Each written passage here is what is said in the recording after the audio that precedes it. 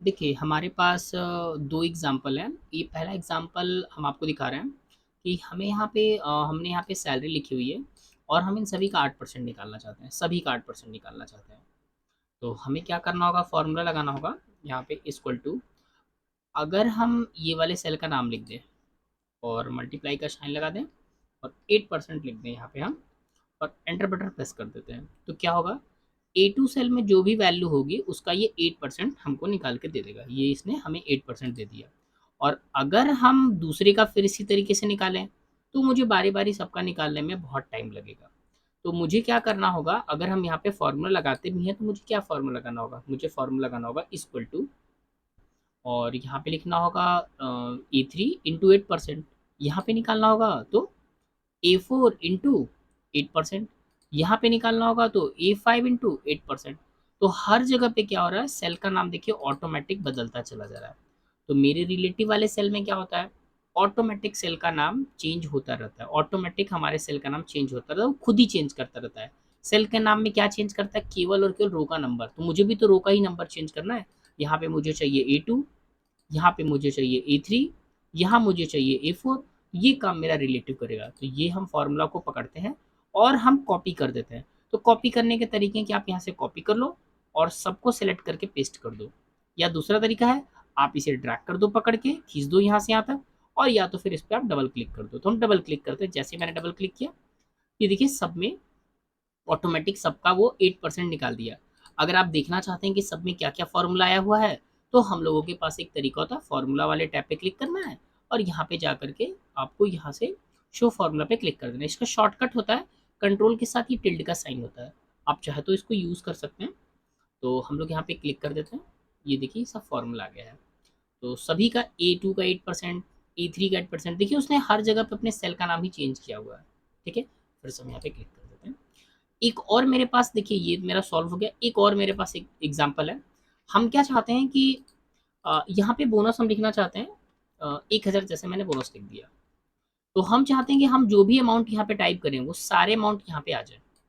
तो 1000 यहाँ पे लिखा, तो सब में 1000 चाहते हैं, तो ये लीजिए ऐसे मैंने पकड़ के ड्रैग कर दिया, या फिर डबल क्लिक कर देते हैं, ऐसे डबल क्लिक कर दिया, 1000 आ गया।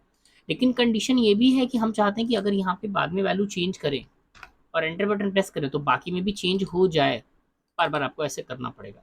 तो देखिए मेरे पास भी एक सिंपल सा इसका तरीका है। आप इसको ना लिखिए, आप यहाँ पे जो वैल्यू लिखना है लिख दीजिए। नीचे वाले सेल में आपको क्लिक करना है इक्वल टू, ये वाले सेल पे क्लिक कर देना है। तो इस सेल का नाम क्या ले लेगा, वो B2, और एंटर बटन प्रेस कर देना है। तो ये कह रहा है कि मेरे पास जो वैल्यू है वो B2 सेल की वैल्यू है।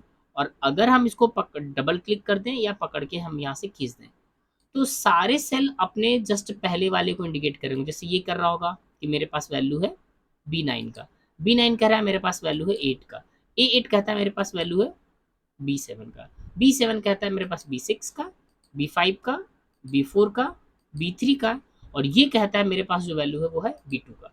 तो यहाँ से सब एक दूसरे से लिंक है। आप यहाँ वैल्यू चेंज कर दीजिए, 860 कर दीजिए, ऑटोमेटिक सब चेंज हो जाएगा। तो ये हमने आपको 2 एग्ज़ाम्पल बताया।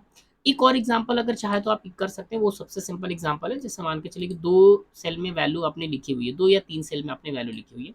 तो मैं एक शॉर्टकट तरीका बताता हूँ वैल्यू लिखने का। आपको कभी भी एग्ज़ाम्पल करना तो आप बारी-बारी लिखिए नहीं। तो आपको लिखना है इक्वल टू रैंड बिटवीन, एक फ़ॉर्मूला है रैंड बिटवीन बी कर आ जाएगा, टैब बटन दबाएँगे तो ये ऑटोमेटिक ले लेगा।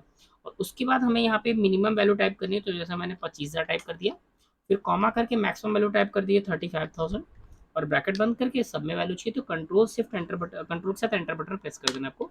इस सब में वैल्यू ऑटोमेटिक चली जाएगी। लेकिन इसके साथ एक प्रॉब्लम होता है, अगर आप कहीं भी किसी सेल में कुछ लिखो तो ऑटोमेटिक वैल्यू चेंज हो जाती है।